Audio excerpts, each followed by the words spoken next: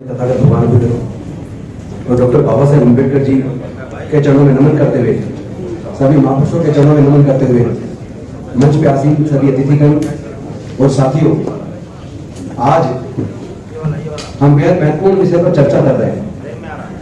Minorities के rights को लेकर और उनके ऊपर होने वाले अत्याचारों को लेकर हम चर्चा कर रहे हैं।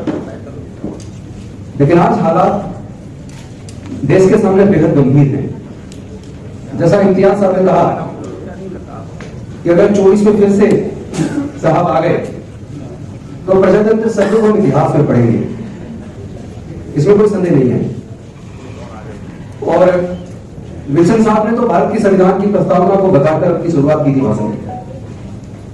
भारत एक संप्रभुता संपन्न, समाजवादी, धर्मनिरपेक्ष, प्रजातांत्रिक गणराज्य है। लेकिन मुझे लगता है ये किताबों में है, संविधान में है। ये भारत के संविधान की मूल भावना है। This is basic structure of Indian constitution which can not be amended under article 368। But in spite of whatever is happening in India we have to see. जो देश में हो रहा है देखना होगा। जब नए संसद भवन का शिलान्यास हुआ था, मैं उस घटना की तरफ आपको ले जाना चाहता हूं। भारत का कोई अपना एक धर्म नहीं है। भारत की सरकार का कोई अपना धर्म नहीं है। चाहे कोई राष्ट्रपति की कुर्सी पे हो, चाहे प्रधानमंत्री की हो, उसका व्यक्तिगत तौर पे अपना धर्म हो सकता है, नहीं होगा, है। वो अपने घर के कोई आयोजन करे, कोई कार्यक्रम करे, वो अपने धर्म के धर्मगुरु को बुला के संस्कार करे, हमें कोई ऐतराज नहीं है। लेकिन देश की संसद किसी व्यक्ति की नहीं है, किसी पॉलिटिकल पार्टी की नहीं है। उस संसद का जब शिलान्यास होता है और उसमें केवल एक धर्म विशेष के धर्मगुरुओं को बुलाया जाता है, ब्राह्मणों को बुलाया जाता है, संस्कार कराया जाता है, उसमें सारे देश की पॉलिटिकल पार्टियों का चुप्पी साध लेना किस बात का डर है? मैं सभी राजनीतिक पार्टियों को कहना चाहता हूं, जो भी सरकारी आयोजन किसी धर्म विशेष के धर्मगुरुओं को बुलाकर अगर संस्कार आप करते हैं, सरकारी कार्यक्रम का, जैसे अलग अलग विभागों के कार्यक्रम होते हैं, चाहे वो संसद का शिलान्यास हो या राज्य की विधानसभा का शिलान्यास हो, चाहे जल बोर्ड के किसी भी स्टेट के किसी नए कार्य का उद्घाटन हो या किसी भी बिल्डिंग का उद्घाटन हो, उसमें सरकार किसी धर्म विशेष के धर्मगुरु को बुलाकर अगर संस्कार करती है तो वो देश के साथ धोखा है, भारत के संविधान के साथ धोखा है। उसमें सभी राजनीतिक पार्टियों को उस वक्त चुप्पी साध लेना, ये क्या कर सकता? किस बात का डर है हमें? जब आप वोट लेते हो तब डर नहीं है, और जब एक पार्टी जो केंद्र में सत्ता में जब इस तरह का आयोजन करती है, देश के संविधान के साथ, प्रजातंत्र के साथ धोखा करते तो आप चुप्पी साध लेते हैं, ये नहीं चलेगा। आज सत्ता प्राप्ति के लिए 3 शब्द बड़े महत्वपूर्ण हो गए: मुसलमान, पाकिस्तान और कश्मीर। इसमें एक शब्द और जुड़ गया है, राम का। अब वो सत्ता प्राप्त करने के लिए केवल कश्मीर, पाकिस्तान और मुसलमान का नाम नहीं लेते, बल्कि सत्ता प्राप्त करने के लिए राम को एक हथियार के तौर पर इस्तेमाल नहीं कर रहे हैं। राम शब्द एक आतंक का पर्याय बना दिया उन्होंने।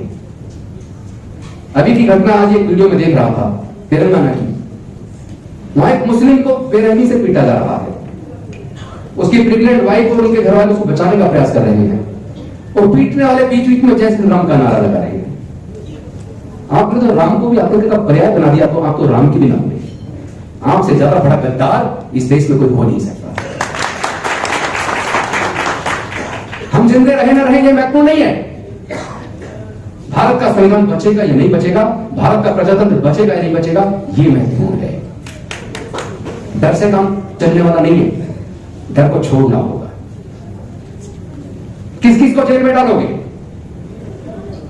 और एक बात मैं क्लियर कर दूं, जैसा इम्तियाज साहब कह रहे थे कि मुसलमान को याद किए बिना तो उनको खाना नहीं बचता।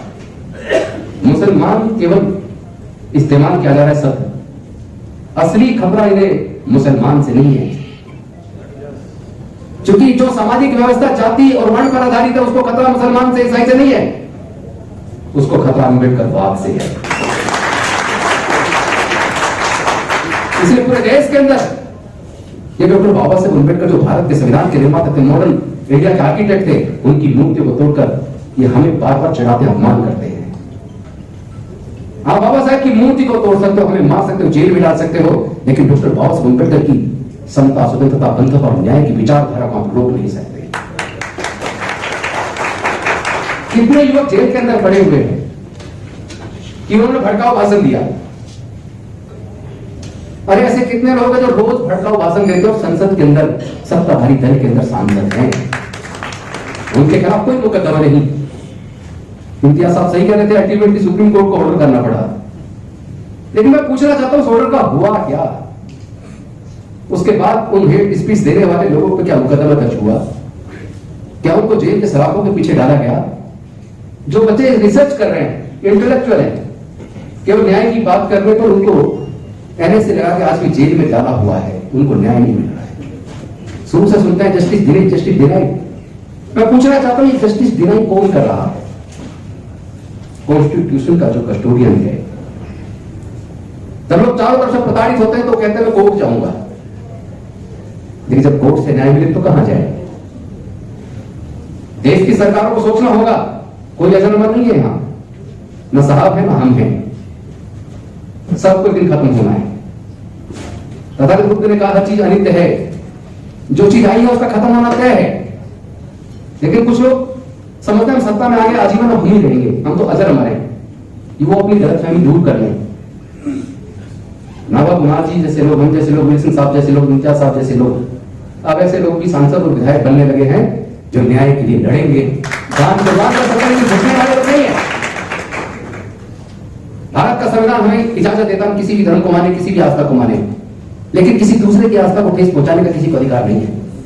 हमने जीवन में कभी किसी दूसरे की आस्था को ठेस नहीं पहुंचा, उसका सम्मान किया है, लेकिन हमने बौद्ध धर्म की दीक्षा ली 10,000 अनुयायियों के साथ, उसको पूरे देश में मुद्दा बना दिया। कोई बात नहीं, मुद्दा बनाइए, छोटे केस बनाइए, हमें जेल में डालिए, हम लोग डरने वाले नहीं है। हम डॉक्टर बाबा साहब अम्बेडकर के सच्चे सिपाही हैं। हम इस लड़ाई को लड़ेंगे और इस लड़ाई को जीतेंगे। ये देश किसी एक धर्म के मानने वाले लोगों का नहीं है, ये देश किसी एक जाति का नहीं है। भारत में हजारों जातियां हैं, समाज 4 वर्ण में बटा है, कई धर्म के लोग रहते हैं, विविधताएं हैं। हर 50 किलोमीटर पर यह भाषा और संस्कृति बदल जाती है। आजादी से पहले तो 562 रियासतों में भारत बटा था। थैंक्स टू डॉक्टर बाबा साहब अम्बेडकर कि उन्होंने एक ऐसा संविधान दिया जिसने भारत को एक राष्ट्र रूप में यूनाइट किया। इतने विविधताओं के बावजूद भारत को बांध के रखा, लेकिन आज केंद्र में बैठी सत्ताधारी पार्टी देश को तोड़ने की साजिश कर रही है। कौन लोग हैं जो देश में नफरत फैला रहे हैं? कौन रोकेगा नफरत फैलाने वाले लोगों को? जब सत्ताधारी पार्टी खुद नफरत फैलाए और सरकारी संस्थान मूक दर्शक बने रहे, अल्टीमेटली हम जैसे लोगों को तो रोड पे आके लड़ना होगा। हम लड़ेंगे। मरना तो गिरते हैं, जैसे आपने कहा था कि अगर ये इमारत गिर जाए तो हम सब मर सकते हैं। इमारत गिरा न गिरे, मरना तो तय है, आज नहीं तो कल। लेकिन इस तरह हमें गुलामी का जीवन स्वीकार नहीं है। साजिश तो यह है, इनका सब आपने गुलामी नहीं देखी, आपका समाज हुक्मरान रहा है। हमारे समाज ने हजारों साल की गुलामी देखी है। हमें तो इंसानियत के दर्जे से भी वंचित रखा है। आज भी राष्ट्रपति बनने के बावजूद, हमारे समाज के राष्ट्रपति बनने के बावजूद देश के मंदिर में प्रवेश करने से रोक दिया। नई संसद के शिलान्यास में नहीं बुलाया। और अब देश की नई संसद जब बन के तैयार है, फिर से देश के साथ एक धोखा। एक तरफ तो आदिवासी, ऊपर से महिला, लेकिन जिनके धर्मशास्त्रों में देश की अनुसूचित जाति, जनजाति और महिलाओं के लिए कोई इज्जत ना हो, वहां उनको शिलान्यास के लिए बुलाएंगे, ये तो मैं उम्मीद नहीं कर सकता। लेकिन उनको एहसास जरूर करा दूं कि आप देश को तोड़ना बंद करो, जाति धर्म के नाम पे बांटना बंद करो। आपकी सारी साजिशें 2024 तक हम उजागर कर देंगे और आपको कामयाब देंगे। हमने देखो संकल्प लिया है, क्योंकि जब दंगे होते हैं तो दंगों में इस्तेमाल कम पढ़े लिखे लोगों का, खासतौर पर अनुसूचित जाति, जनजाति और पिछड़े वर्ग के लोगों का किया जाता है। जितने धार्मिक जुलूस निकलते हैं, उन जुलूसों में जो लोग तलवारें लहराते हैं, उसमें भी इस्तेमाल अनुसूचित जाति, जनजाति, पिछड़े वर्ग के लोगों का होता है। तो हमने संकल्प किया, अपने लोगों को इस अंधविश्वास और पाखंडवाद से बाहर निकालेंगे। अपने लोगों को अब हम इस्तेमाल होने से रोकेंगे, क्योंकि जब दंगे होते हैं तो दंगे में इंसान मरता है, गरीबी मरता है, या तो आदमी मर गया, और अगर उसने किसी को मार दिया तो वो जेल गया, और जेल जाने के बाद उसके माँ बाप घर की प्रॉपर्टी बेच के उसको बचाने के लिए कोर्ट के चक्कर लगाते हैं। आप रिकॉर्ड उठा के देख लीजिए, दंगों में जितने लोग मारे गए या जितने लोग जेल गए, जिनके खिलाफ मुकदमे दर्ज है, मुकदमे चल रहे हैं, उसके अंदर 95% से ज्यादा अनुसूचित जाति जनजाति पिछड़े वर्ग के लोग मिलेंगे। हमारा इस्तेमाल करके सत्ता को पाते हो, हमारा इस्तेमाल करके देश के सारे संसाधनों पर कब्जा कर लिया, लेकिन अब हमें ये स्वीकार नहीं है। सवाल मानवता का है, सवाल देश को, देश के संविधान को बचाने का है, संविधान इंसानियत को बचाने का है। जाति धर्म जब नहीं थी तब भी इंसान था। जाति धर्म तो, जातियां तो चालाक इंसानों ने बनाई हैं, और धर्म की अलग अलग समय पर अलग अलग तरीके से मानवता के कल्याण के लिए उत्पत्ति हुई, लेकिन उसका इस्तेमाल मानवता को खत्म करने के लिए किया जा रहा है, जिसे अब रोकने का समय आ गया है। देश को बचाने के लिए हम सब लोग मिलकर एकजुट होकर, अनुसूचित जाति जनजाति और पिछड़े वर्ग के और माइनॉरिटी के लोग नहीं, बल्कि दूसरे धर्मों के, दूसरे जातियों के भी लोग, जो लोग मानवता पसंद है, जो भारत से प्यार करते हैं, जो अपने आप को भारतीय कहलाने में गर्व करते हैं, उन सब लोगों को मिलकर एकजुट होकर भारत को बचाने के लिए, भारत के संविधान और प्रजातंत्र को बचाने के लिए एकजुट होकर इस लड़ाई को लड़ना होगा, और 2024 में इस अहंकारी सत्ता को जवाब देना। इन शब्दों के साथ, क्योंकि आप लंबे समय से बैठे हैं, मुझे पता है लंच का टाइम है, बोलने को बहुत है, लेकिन मुझे लगता है बोलने से ज्यादा करने की जरूरत है। इसीलिए मैं करने में विश्वास करता हूं, अपने वाणी को यही विराम देता हूं। बहुत बहुत धन्यवाद। जय हिंद।